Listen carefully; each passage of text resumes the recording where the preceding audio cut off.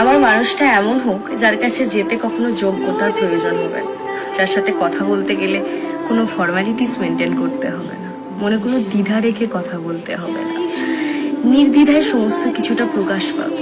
ঝগড়া হবার পর কখনো কথা বলা বন্ধ হবে না। আমার মানুষটা এমন হোক যাকে উজাড় করে সবকিছু দিয়ে দিলেও কম মনে হবে, যাকে নিজে থেকে আগলে রাখতে ইচ্ছে করবে, যাকে দেখলে শান্তি পাওয়া যাবে, যাকে বারবার দেখতে মনই চাইবে, যার হাসিতে আমি হাসতে পারবো, যে আমার মানসিক শান্তির কারণ হবে, যার কাছে আমার মূল্য থাকবে, আমার গুরুত্ব থাকবে।